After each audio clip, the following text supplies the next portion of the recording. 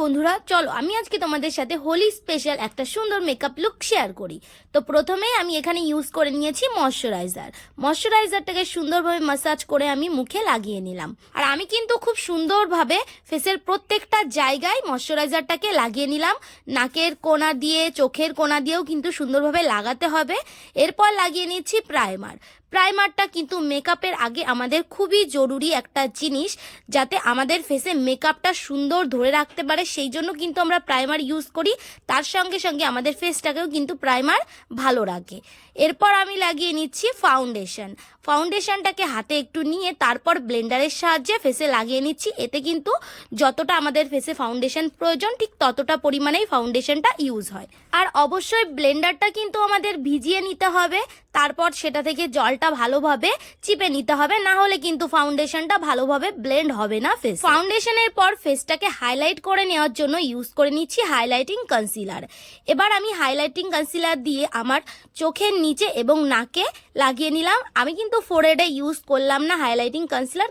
ফোরহেডটাতে যদি highlighting concealer লাগানো হয় তবে কিন্তু আমার ফোরহেডটা একটু দেখতে বড় লাগবে, আর এমনিতে আমার ফোরহেডটা একটু পরিমাণে বড়, সেই জন্য আমি আর লাগালাম না।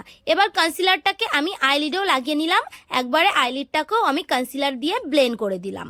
আর একবার আমি চোখের নিচে ব্লেন্ড করে নিচ্ছি, কারণ এখন আমি সেট করব পাউডার দিয়ে সেট করার আগে ব্লেন্ডার দিয়ে কিন্তু এভাবে সুন্দরভাবে ব্লেন্ড করে নিতে হবে, না হলে কিন্তু একটা লাইন পড়ে থাকবে ওখানে। তারপর খুবই অল্প পরিমাণে পাউডার নিয়ে আমি সেট করে দিলাম জায়গাটাকে। এবার কিন্তু আমাদের কনসিলারটা আর কিছুতেই ওখানে ফাটবে না। একইভাবে আমি আইলিডেও সুন্দরভাবে প্রথমে ব্লেন্ড করে নিলাম, তারপর অল্প পরিমাণে পাউডার দিয়ে আইলিডেও কনসিলারটাকে সেট করে দিলাম। আইলিডে আর চোখের নিচে কিন্তু এভাবেই পাউডারটা আমাদের সেট করতে হবে, না হলে কিন্তু আমাদের কনসিল করা এরিয়াটা নষ্ট হয়ে যাওয়ার সম্ভাবনা থাকবে। তারপর পুরো ফেসে আমি পাউডারটা দিয়ে সেট করে দিলাম, যাতে আমার ফেসের ফাউন্ডেশনটা কোনোভাবে আর নষ্ট না হয়ে যায়। এবার আমি আইব্রোটাকে ডিফাইন করে নিলাম। তার জন্য আমি এখানে ইউজ করেছিলাম পিএসির আইব্রো ডিফাইনার। তো এটা দিয়ে আমি আইব্রোটাকে ডিফাইন করি, আর এটা কিন্তু আমি কখনোই ব্ল্যাক কালার নিই না। ব্ল্যাক কালার দিয়ে আইব্রোটাকে ডিফাইন করলে কিন্তু আইব্রোটা দেখতে ভালোও লাগে না, অনেকটাই ফেক লাগে। সেই কারণে এই কালারটা দিয়েই তোমরা কিন্তু আইব্রোটাকে ডিফাইন করার চেষ্টা করো, তবেই কিন্তু আইব্রোটা দেখতে ন্যাচারাল লাগবে এবং ভালোও লাগবে ফেসের সঙ্গে। আইব্রোটাকে কিভাবে ডিফাইন করতে হয় সেটা কিন্তু আমার চ্যানেলে আগে থেকেই দেয়া আছে, তোমরা চাইলে দেখে নিতে পারো। এরপর আমি আইব্রোটাকে ডিফাইন করার পর একটু স্পুলি ব্রাশ দিয়ে এবার আমি খুবই সিম্পল এবং ইজি একটা আই মেকআপ করে নিলাম। আমি একটা কালার দিয়ে আইলিডটাকেও ব্লেন্ড করেছি এবং লোয়ার ওয়াটার লাইনের নিচেও ব্লেন্ড করে দিয়েছি। এবার আমি পরে নিলাম হোয়াইট কাজলটা। আমার এই জন্য ভালো লাগে কারণ এই কাজল পরলে চোখটা বেশ বড় বড় লাগে।